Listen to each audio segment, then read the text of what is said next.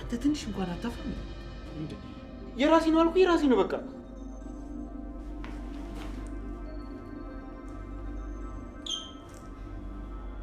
አንተ ከመጀመሩ ነው ሌባ ይሆንክ። እሺ በሰረቀው ብር ምን ልታደርግበት? አልተቸገርክ፣ አልተራብክ፣ አልተጠማ። ሰርቅ አይደለም። ለነገሩ አንተ ችግርን አታውቅም።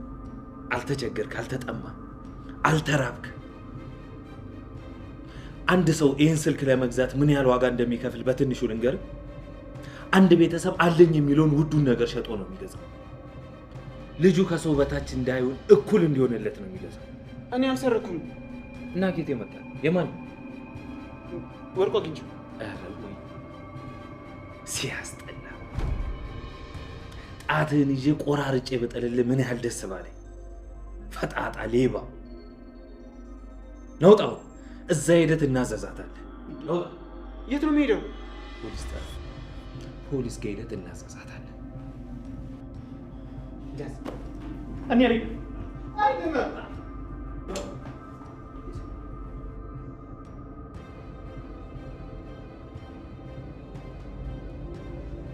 አየሹ ይሄን የማይረባ ልጅ።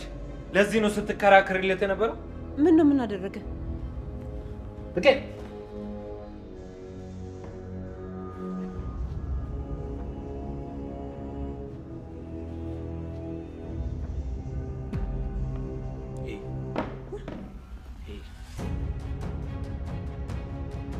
ምንድን ነው ሁሉ? ዳጊ ይሄ ምንድን ነው? ወይኔ አንተ ልጅ ይሄ ምንድን ነው? ታሳብደኝ ነው እንዴ? ወይኔ ገነት፣ ወይኔ አየሽ አይደል ይሄን ሁሉ ጉድ። ስራውን ልንገርሽ ወይስ? ዳጊ ቆይ ግን ምን እየሆንክ ነው ያለው? በሰላም ነው እንደዚህ እየሆንክ ያለው? ጤነኛ ነገር ኤፎ አየሽው አይደል ስትከራከሪለት የነበረ ወንድምሽ። ዳጊ እንደው ምን ሆነ ነው ልጅ? ምንድን ነው ያጋጠመ? የምን ክፉ ነገር ነው ያየ ልጅ? በቃ አሁን ወደ ፖሊስ ጣቢያ መሄድ አለበት። አለኝ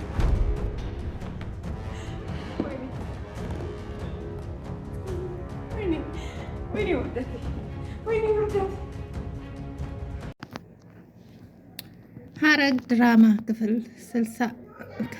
160 ትላላችሁ። 160 ክፍል።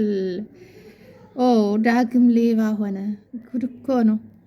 ናታን ዳግምን አሳሰረው። አረ በጣም ይገርማል። ገኒ ልጇ ጥሏት ነበር፣ እንድትሞት ሁላ ፈርዶባት ነበር። ግን አሁንም ዳግምን ልጇ እስከሆነ ድረስ ያው እናት በልጇ ጨክንም እንደሚባለው ዳግምን ልጇ በጣም አሳዝኗታል ማለት ነው። ገኒ ይገርማል። ሐረግ ድራማ በጣም የተፋፋመ ሆኗል። የቃላብ አፍቃሪ የነበረችው ያኔት የነ ቃላምን የነ ናታንን ልጅ ይዛ እየተደረደረችበት ነው። ከማን ጋር? ከሉሊት ጋር። ሉሊትም በልጁ ያ ልጅ ግን ለስንት ሰው ነው ገንዘብ ማስገኘት የሚችለው? በጣም ይገርማል። እውነቴን ነው የምላችሁ፣ በጣም ይገርማል። ለስንት ሰው ነው ገንዘብ የሚያስገኘው ነው ልጁ። ከዚህ ቀደም ያቻ አሮጊት እንግዲህ ለሷም ደሞዝ እየተከፈላት ነበር፣ ስትከራከርበት ነበር። አሁን ግን አሮጊቷ ሳትወገድ አትቀርም፣ አስወግዷት ተብሎ ነበር ባለፈው ያኔት ልጁን ስትቀበላት ማለት ነው። የለችም። አሁን ድጋሚ ያኔት ተቀብላ ልጁን ገንዘብ ለማግኘት እሱን በጣም ብዙ ገንዘብ ያስገኘኛል በማለት አግታ ይዘዋለች። ግን ከያኔት ጋር ሌሎች ሰዎች አሉ አብረዋት። ሉሊትም እንደዚሁ በልጁ ብር ማግኘት ትፈልጋለች። ቃላብም በምትኩ ይፍራታን ማግኘት ይፈልጋል።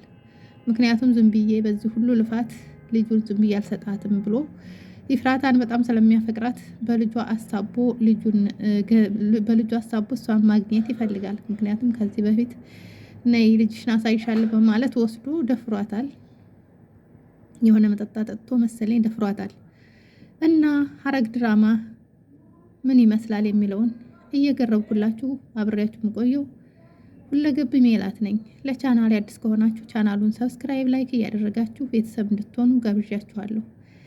ነባሮቹ ደግሞ ላይክ፣ ሼር እያደረጋችሁ በኮመንት አብራችሁ እንድትቆዩ ተጋብዛችኋል። ውዶቼ ማሮቼ ላይክ አያስከፍልም፣ ላይክ አድርጉ። እንዲሁም ኮመንት ሀሳብ አስተያየታችሁን ከስር እያስቀመጣችሁ አስተማሪ የሆነ ድራማ ነውና ለድራማው ያላችሁን አስተያየት ከስር አስቀምጡልን። አስተያየታችሁን እንቀበላለን። ምክንያቱም አንድን ድራማ ስናይ ወይም ስንከታተል ልንማርበት ወይም ከዛ ድራማ ምን አለ፣ ምን አስተምሮናል፣ ምን እስከዚህ ድራማ እናውቃለን በሚለው ህይወት በብዙ ፈተና ታሳልፋለች እና ይህንን ድራማ ደግሞ ስናይ እኛም ምንድን ነው ማለት ከዚህ ነገር እግዚአብሔር ነው የምላችሁ። በነገራችን ላይ ማለት ነው በጣም እንደዚህ አይነት ህይወት በጣም በብዙ ሰዎች ላይ ይከሰታል። በብዙ ሰዎች ላይ ይከሰታል። ምክንያቱም በተለይ በቃ በሆነ ቦታ ላይ ያለፋችሁ ከሆናችሁ ያ ነገር የሆነን ነገር ስታዩ ያን ነገር ነው የሚያስታውሳችሁ። እኔን የሚያስታውሰኝ ነገር አለ የድራማ በተለይ በልጁ ጎን ማለት ነውና የሚያስታውሳችሁ ነገር አለ። ከዛ ነገር የምትማሩበት የምትወስዱት ነገር ይኖራል። በተለይ በህፃኑ ላይ ያለው ነገር አሁን ላይ ማለት ነው። ምክንያቱም የተለያዩ ሰዎች ከልጁ ላይ ገንዘብ ማግኘት ይፈልጋሉ። ልጁ ግን እየተጎዳ ነው፣ እያንገላቱት ነው። አንዱ ቤት አንዱ ጋር እያደረጉ በጣም እያንገላቱት ነው። እውነትም ድራማም ቢሆንም ግን ልጁ እየተንገላታ ነው። በዚህ ምካል እውነት ሊሪ የሆነ እንደዚህ አይነት ነገር ይከሰታል አይከሰትም የሚለውን እናንተ መልሱን ስጡበት። ይከሰታል፣ በእኔ በኩል እኔ ይከሰታል ነው የምለው። እንግዲህ መጀመሪያው ሲጀምርላችሁ ያው ሉሊት መጀመሪያ ጽ ነበረች ለገነት ማን ነው የገፈተረሽ፣ ማን ነው ይህንንስ ነገር ያደረሰብሽ እያለች ስትጠይቃት የነበረው ገኒም መናገር አልፈለገችም። ምክንያቱም የልጇን ገበና መደበቅ ነበር የፈለገችው። ያን እያወሩ ባሉበት ሰዓት ወይዘሮ ሉሊት መጣች። ወይዘሮ ሉሊት ስትመጣ እንግዲህ ገኒ ብቻዋን ስለነበረች ገኒ ማናደድና እሷን ማስለቀስ ወይም ማስከፋት ነበር። በነገራችን ላይ አበርኩ እያለ በምትጃጃልበት ሰዓት ገኒ ነበረች ከጎኗ የነበረችው። አሁን ላይ እሷ ጎን ነበር መሆን የነበረባት። እንደው ግን ልጇንም በተለያየ ምክንያት አሰማርተው ሉሊት ናት ይሄን ሁሉ መንገድ ያሳየችው። እሷም ደግሞ እንድትቃጠል እንድታለቅስ እያደረገቻት ነው። እና ወይዘሮ ሉሊት ልጅሽ ነው አይደል እንደዚህ ያደረገች ምናምን ትላታለች። አይደለም ምን አገባሽ ምን ትለፈልፊያለሽ ምናምን ስትላት እኔ ባይሆን ደስ ይለኝ ነበር። እውነታው ግን እኔ ራሱ ነግሮኛል። እንደው የሚያደረገው ነገር ጸጥቶት ከቤት ወጥቷል። ሻንጣውን ይዞ ወጥቷል። እሰደዳለሁ እሞታለሁኝ ምናምን ብሎ ነው የወጣው ትላታለች። ከዛ ግን እኔም በመደንገጡ ነሽ ነው ወይ ምናምን ስትላት አዎ ባይሆን ደስ ይለኝ ነበር ግን ላይሞትም እኮ ይችላል ትላታለች ወይዘሮ ገነት ወይዘሮ ሉሊት ማለት ነው። ከዛ እሷም ገኒም እንግዲህ የልጅ ነገር ሆነባትና ማልቀስ ጀመረች። ተደፍታ ስታለቅስ ዳግም መጣ።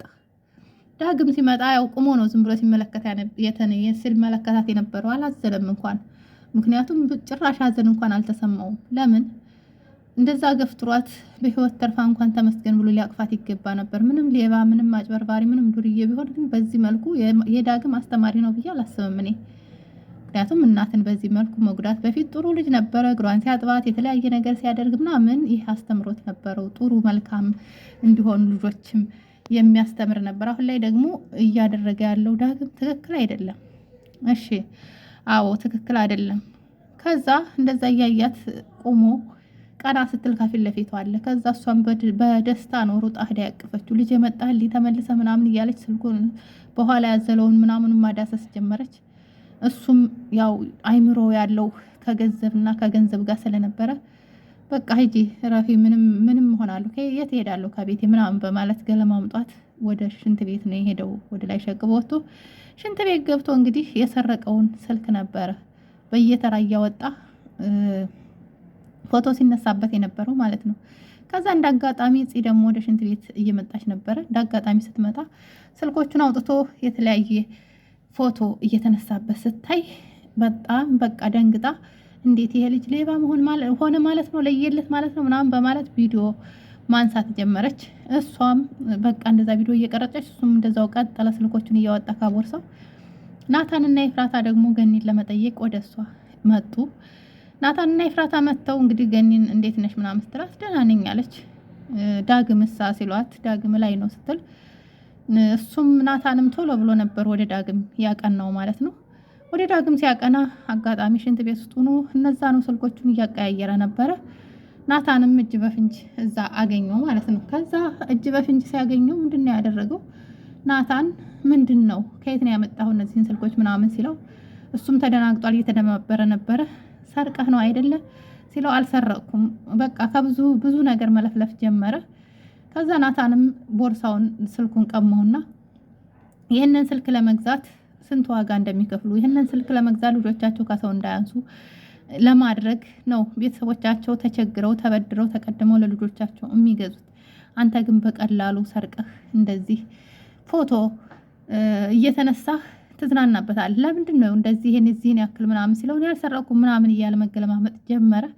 ናታንም እንግዲህ በጣም ብዙም እንትን አልሰጠውም። ስለተናደደበት ወደ አሁኑ ነው ይዞት የወረደው ወደታች ማለት ነው። ይዞት ወርዶ አየሽው አይደለ ልጅሽ ምናምን ሲል ምን አደረገ አለች እናቲቱም። እናት መቼም እናት ናትና ከዛ የሰረቃቸውን ስልኮች በየተራ እያወጣ ለኤፍራታና ለገኒ ሲያሳያቸው ናታንም እነሱም በድንጋጤ ነው እንትን ያሉት። ከዛ በኋላ ካሁን በኋላ እኔን እንትን እንዳትሉኝ በማለት ናታንም ዳግምን ወደ የት ነው ወደ እስር ቤት ነው ቀጥታ ጆሮውን አንጠልጥሎ ወደ ፖሊስ ጣቢያ ነው ይዞት የሄደው ማለት ነው።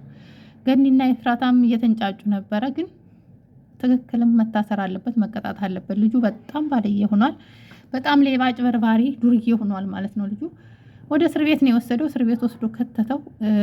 እስር ቤት ወስዶ ከከተተው በኋላ እንግዲህ ያለው ነገር ቃላብ ወደነ ሉሊት ቤት መጣ። ቃላብ መጥቶ ልጁን መቀበል ነበር የፈልገውና ስልኳን ካሷ ስለወሰደ ስልኳን ስለሰረቃት ይዛኔ ጠዋሪ እንደመጣ ሲያንኳኳ ሉሊት ነበረች የከፈተችለት። ሉሊት ከፈተችለት በሩን።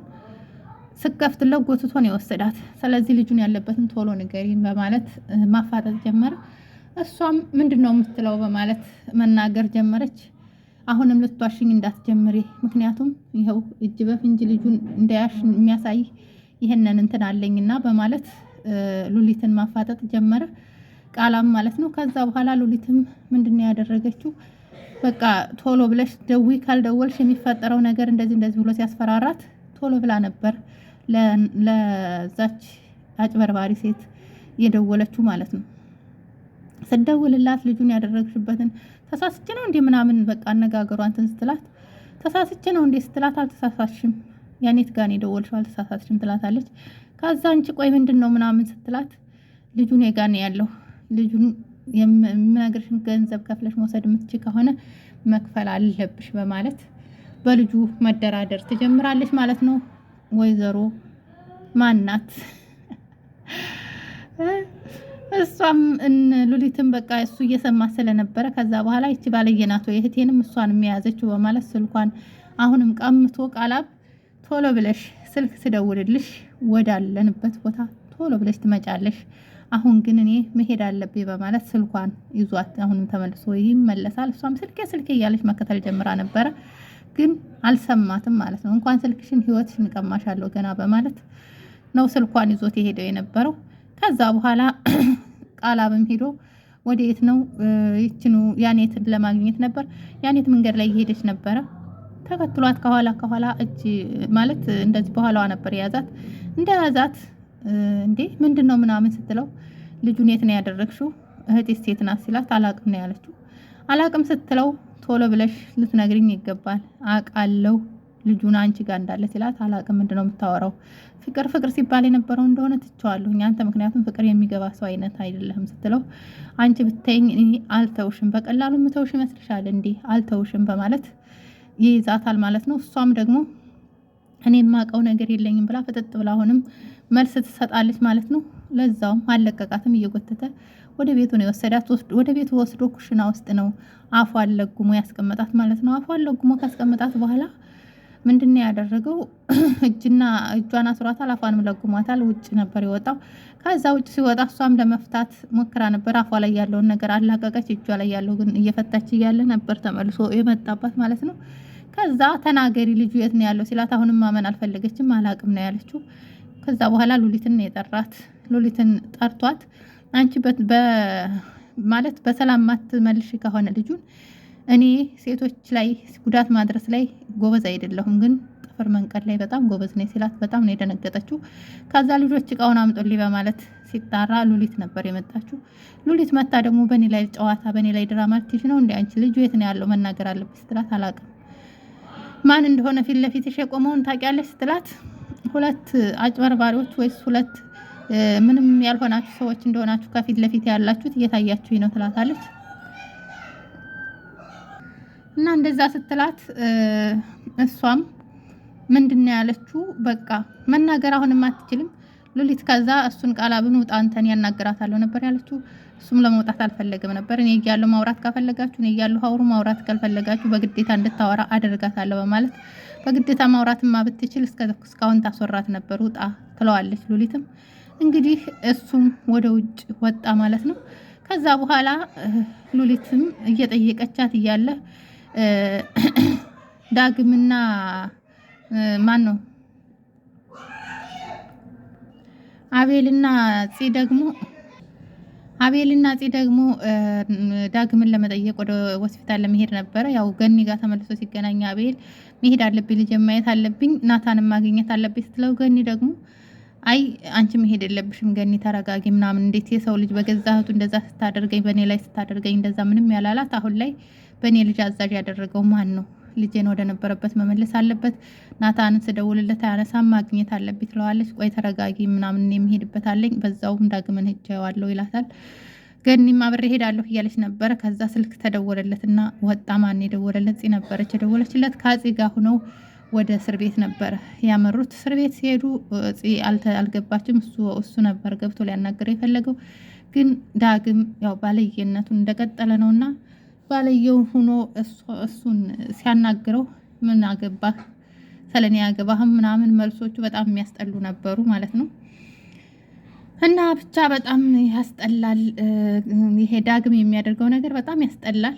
ያው እነሱም እንትን ካሉ በኋላ ተመለሱ ድራማው። ከዛ በኋላ ኤፍራታ ደግሞ ላፕቶፑን እንዳጋጣሚ እየጎረጎረች ነበረ።